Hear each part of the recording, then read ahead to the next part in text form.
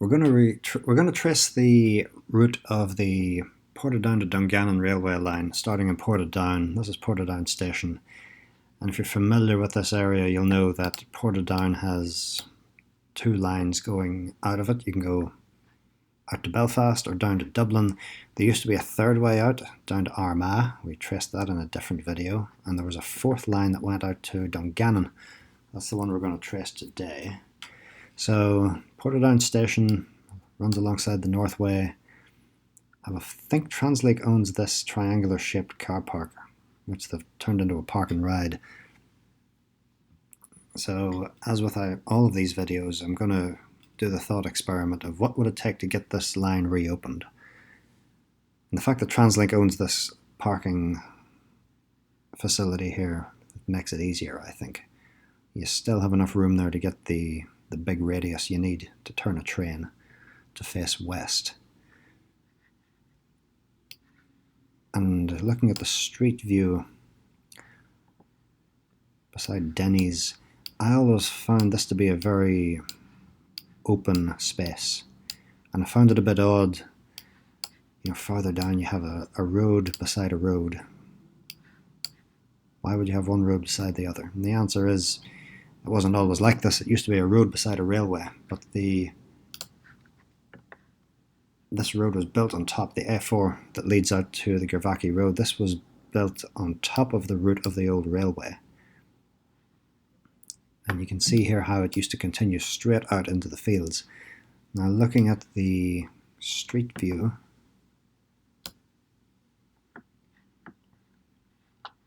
Charles Street, what you have here looks like a bridge to nowhere or a bridge over nothing. This used to be a bridge over the railway, I'm guessing.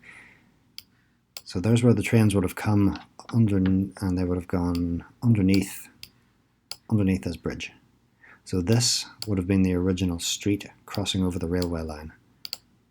If you look at it from this angle, this old wall continues over here, and it would have been a narrow street crossing over the railway. So it's since been widened. You've got this footpath here bulges out because the road has now been diverted over here to make a wider junction to accommodate the bigger vehicles that we have nowadays. But in the old days, horse and carts would have gone over this little bridge over the railway. So let's keep following the railway. Let's try to trace the path of it through the fields.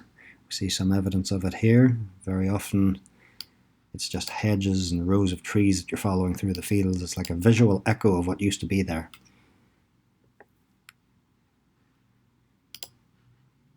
Looks like something has been built on top of it here. Is this some sort of industrial facility? I never have cause to go back here, so I don't know what's in there. Yeah, not much being done with it. Storage. And this old wall, look how high above it is over these gardens. Now if we can just take a look here into this little housing development. Mercifully, this has not been built on. I wonder what the ownership is of these gardens. I wonder if the people who live in these homes also own these gardens. I hope they do, because it would mean that nothing's going to get built upon, because look at this. There's the old bridge. There's where the trains used to go underneath. So it's all been filled in, but it wouldn't be the hardest thing to get this reopened again. Open up the cutting, and then to mitigate the sound of the trains, maybe build a sound wall, plant some trees. Shouldn't interfere too much with the quality of life of the people who live there now. Following out into the fields, you're looking for very straight features, crosses over the Moy Road, disappears. You pick it up again, you're looking for little rows of hedges, little rows of trees, little hints that there might have been a railway there before.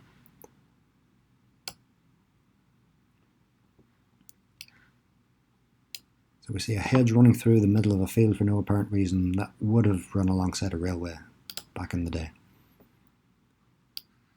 Some industrial buildings have been built here on top of the old tracks. We can see some evidence of the old railway here, and then we get into guesswork as we get out into the country here. pick it up somewhere else. I'm not entirely sure where. I get a little bit lost sometimes. You have to zoom out. I think the railway would have crossed over somewhere here. There it is. So we're looking for rows of hedges all lined up beside what used to be the railway. So there would be a crossover point here. An orchard has been planted there now, but I'm seeing evidence here of grade separation. So this would have been a bridge over the old railway line. The trains would have run through here, what is now this orchard. So the ground would have been lower than it is now. This looks like it's been filled in somewhat and the trees planted. Let's keep tracing. There's another row of hedges. We've got another crossover point somewhere around here. The trains would have crossed over this road around about here. Not much evidence of it is left though.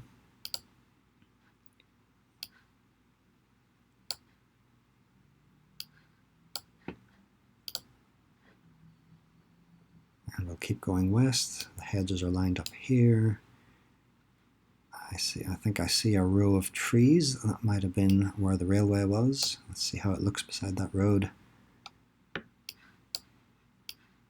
There's an old bridge, yeah. So nowadays it looks like a bridge over nothing, but back in the day this was a bridge over the railway. Very cool. Keep going west.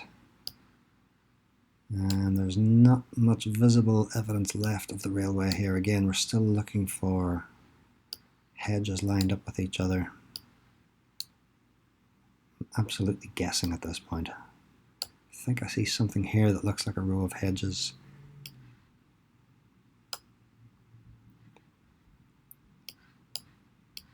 The railway might have crossed over here. Yeah, I think I see. The road seems to bulge up a little bit, so there might have been grade separation here. So the trains might have gone underneath this piece of road.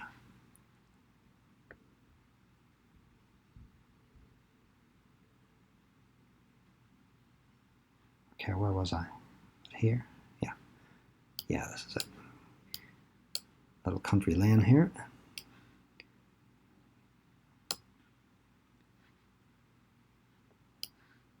So look at this embankment. An embankment built up out of the fields, and nowadays it's just a little country lane running on it, but you don't build an embankment like this for a country lane. This was built for the railway. So the trains would have gone through what is now this farmer's gate. Someone's built a house on top of the old tracks as well. Let's keep going west, and again the hedges are all neatly lined up. Gives us a clue as to where the tracks were. Someone's built an agricultural building here. Crossing over Black Island Road. Is there any evidence of an old railway crossing here? Not much.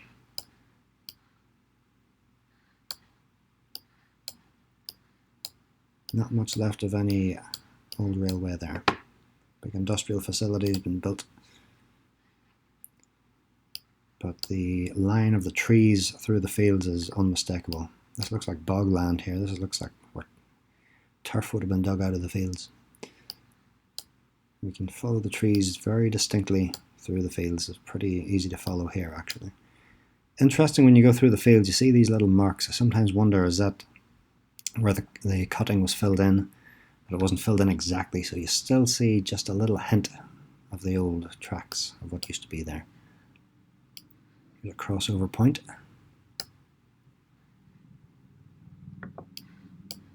So there would have been grade separation here. Someone's built a house in the old cutting. But there's your old bridge over the railway. The trains used to run underneath this thing. Through what is now a wilderness. Then we get to the Blackwater. I'm going to zoom in as close as we can. And you can still see the piers of the old bridge over the river. 1, 2, 3, 4 piers. So the bridge is long gone, but the piers are still there. It's almost like they didn't want us to forget it. Let's keep going west. And I see certain features lined up in the fields. This looks like a crossover point here.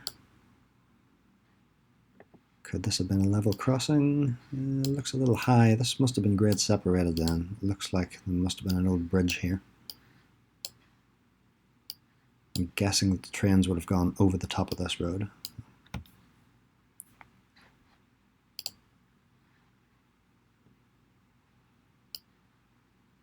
Continuing west, a bit of an industrial facility here, the Hughes Group, some more industrial buildings put on top of the old tracks. Here's an old cutting. Wonder, can we see down onto the tracks from this road? Yeah. So we're on an old bridge. I wonder if the bridge has been filled in underneath, or can you still walk under this road? Need to physically go there and take a look at it. There's a nice neat line of hedges, tells us where the tracks were. And we're seeing a little bit of a cutting here. So the tracks must have crossed over somewhere around here. Don't know if it left any evidence of it. Yeah, this wall is high up off the road. And this is now a footpath. My guess is that this, what we're looking at here, was the original road.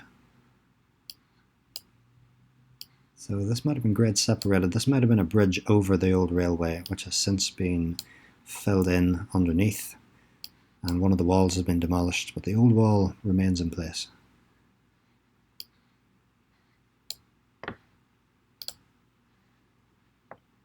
Let's keep going west. Seems like we get into a cutting here through the trees. Some industrial buildings and some homes look like they've been built here. And I'm guessing that this is the continuation of the railway. Sometimes it disappears in the fields, you know, they've been returned to agricultural use and ploughed up many times. Yeah, cross over Far Circular Road.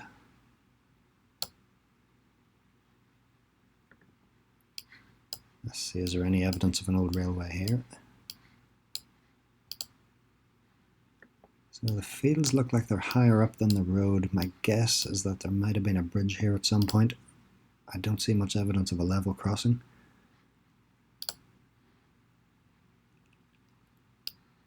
And now I think we're getting into the outskirts of Dungannon. There's the rugby club. So the rugby club has built a second field. And this looks like a housing development. It's partly been built as well on the wherever the trains used to go, or very close to them. And this is where it starts to get tricky here for reinstating the railway. Again, you're really threading a needle here. You're trying to re-establish a railway where it used to be, and things that have been built in the meantime can get in the way. I'm not sure if I dropped that view in the right place there. Let me try that again. Okay, so a bit hard to tell here where the trains would have gone. I'm wondering if there was a bridge.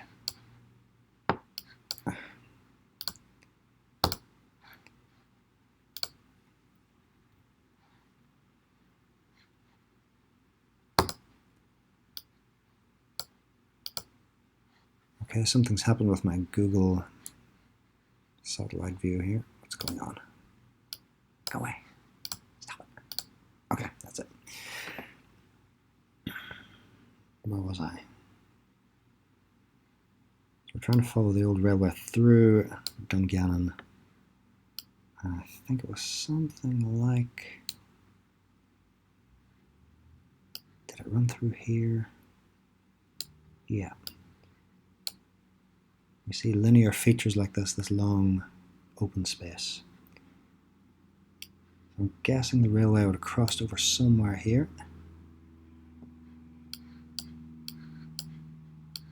Yeah, a bit of open space. I wonder if this looks like it would have been a level crossing. Excuse the graffiti. Yeah, this has now been a long linear park, which is a good use of the ground actually, a good use of land. Stops people from building homes on top of it. And it opens up the possibility, I think, of reinstating the railway. crossed over again here. Craigavon Crescent.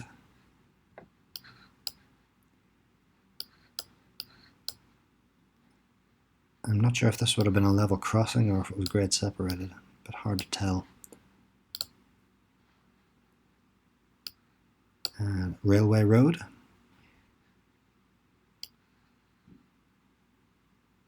Scotch Street. So the trains would have gone underneath here. There you go. There's your park continuing. Yeah. So yeah, trains would have run underneath here back in the day. And we've got another crossover point here. I wonder where the station used to be. I'm guessing the station would have been around here somewhere. Railway Road is a good clue as to that. Ballygolly Road, more grade separation. Trains would have run underneath this road. Plenty of open space there still. I know it's a nice big park now, but getting trains running here again would be fantastic, I think. Listenhull Road.